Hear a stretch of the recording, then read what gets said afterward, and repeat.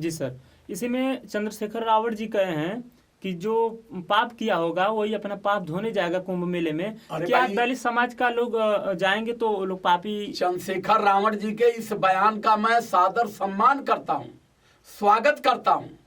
चंद्रशेखर रावण जी क्यों कहेंगे? इनके ग्रंथों में कहा गया है कि जो कुंभ में नहाएगा जन्म जन्मांतर का पाप धुल जाएगा। तो भाई जे पाप कैले हुई वह वहां जाके पाप धोई ना। आप नहीं जाएंगे सर? हम क्यों जाएंगे यार, हम पापी थोड़ा हैं, हम पाप नहीं किए हैं। वहां जो भीड़ लगी है पापियों की भीड़ है, इनके ग्रंथों के अनुसार। जी सर, इनका ग्रंथ कहता है कि जो वहां जाएगा नहाएगा तो जन्म जन्मांतर का इनका पाप धोआ जाएगा। मगर वहाँ के नागा बाबा और संत लोग कह रहे हैं कि जैसा जिसका नाम रहता है वैसा उसका कार्य रहता है। तो चंद्रशेखर रावण उसका नाम है, उसीलिए वो बोल रहे हैं, रावण की तरह बात कर मैंने रहे हैं। एक पहले गीत गाया था कि राम से 1000 गुना बढ़िया रावण। वो सारे नागा बाबाओं को, सारे संतों को सुन लेना चाहिए। आज नहीं, 4 साल पहले मैंने गाया था कि राम से 100 गुना बढ़िया रावण। रावण ने कभी पत्नी का अपमान नहीं किया। रावण ने कभी ऐसा काम नहीं किया जिसे लोगों को आहत पहुंचे। जी रावण स्वाभिमानी व्यक्ति था। रावण हर समय सामाजिक काम किया है। रावण कभी जात धर्म मजहब को लेकर के अपने राज्य में द्वेष नहीं फैलाया। ये जात धर्म मजहब ये सब इनके राम के ही समय में चला। जी मैंने एक गीत गाया था जो कि राम से बढ़िया रावण। जिनको जानना है राम और रावण के बारे में, वो सारे संतों को कह रहा हूं कि मेरी इस गीत को सुन लो और कमेंट करके बता दो कि यहां गलत गाए हो। तुम्हारे राम राम राम राम राम कहने से हम राम को सही मान लेंगे। रावण का हर साल मुर्दा जलाते हो इसलिए कि रावण सीता को उठाए, सम्मान पूर्वक लेके लंका गए और लंका में सबसे सुरक्षित स्थान अशोक वाटिका में सीता को उन्होंने रखा। 4 महिलाओं की सुरक्षा में लगा दिया, 4 महिलाओं को सेवा में लगा दिया कि इस बेटी को कोई तकलीफ नहीं होनी चाहिए। ये क्या किए हैं? इनके राम ने शंभु की हत्या क्यों किया? इनके राम ने बाली की हत्या क्यों किया? इनके राम ने रावण की हत्या इसीलिए नहीं किया, लाखों लोगों की हत्या इन्होंने लंका में किया। तो ये भैया हम इन लोगों का पूरा अध्ययन कर चुका नहीं।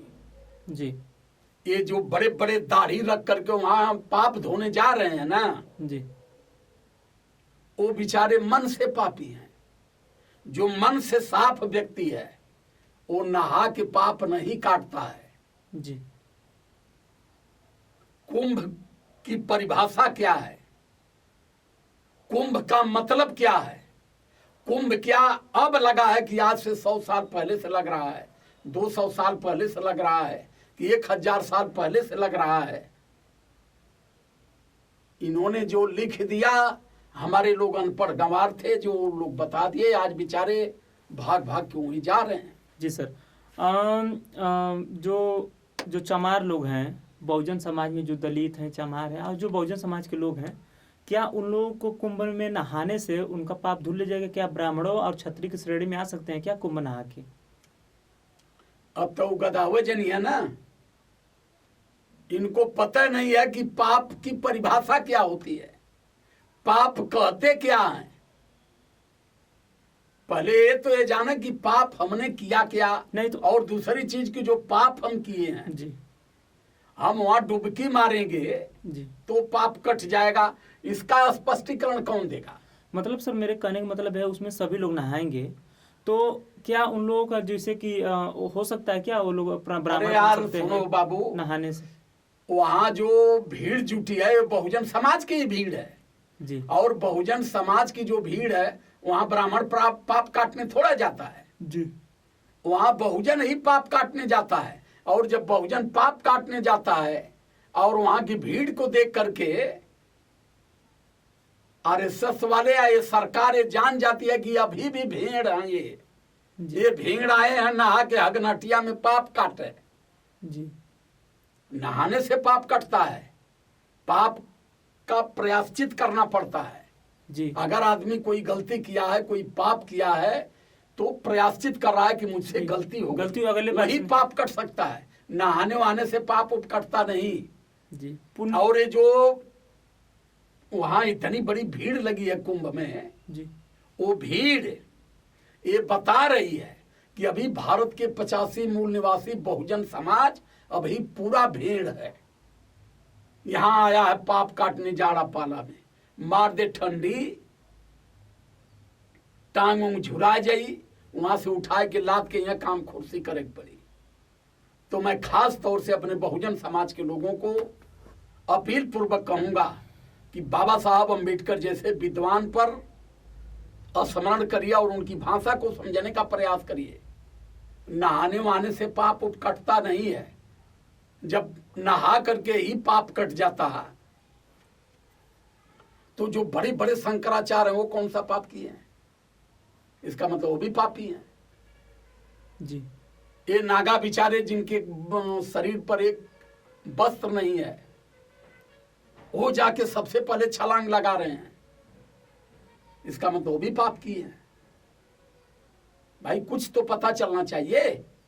जी नहाना एक अलग विषय है, लेकिन नहा के पाप काटना ये गलत है। जो चंद्रशेखर रावण जी ने कहा, जी मैं उनका भूरी भूरी प्रशंसा कर रहा हूं और 100% उन्होंने सत्य कहा।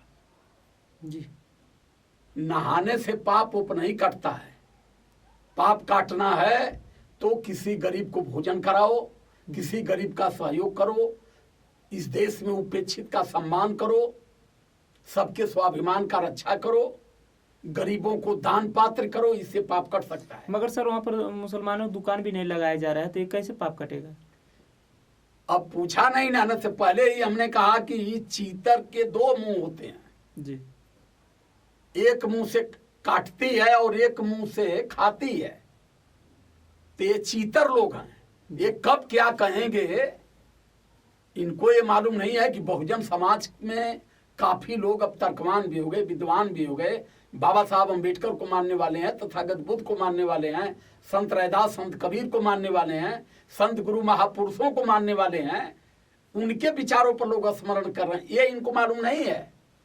जी अभी ये घुमा रहे हैं कि अभी ये समाज पढ़ा लिखा, देखिए जो हम कर रहे हैं वो मान रहा है कि नहीं मान रहा है। इन लोगों को ऐसा नारा दे देना चाहिए सर।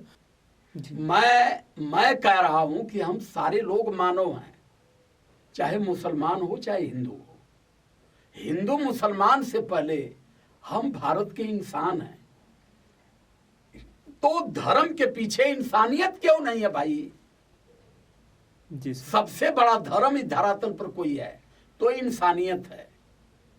और उसको 2000 साल पहले खोज करके तथागत बुद्ध चले गए कि समता, समानता, स्वतंत्रता, बंधुता, भाईचारा, नैतिकता जहां है बस वही धर्म है। जी सर। यहां तमाम धर्म, हर धर्मों से धर्म का टकराव, तमाम जातियां एक जातियों से दूसरे जाति में टकराव, क्योंकि यहां कोई मानव बनाने की न लड़ाई लड़ रहा है और ना ही कोई सोचता है कि इस देश में सारे लोग मानव बने। जी सर, इसी में क्वेश्चन एक और रहेगा। कुंभ मेला में मुलायम सिंह यादव जी का प्रतिमा लगाया गया है, मगर वहाँ के बाबा लोग बता रहे हैं कि कार सेवकों का हत्या करने वालों को यहाँ पर बहुत लगा रहे अच्छा किए हैं।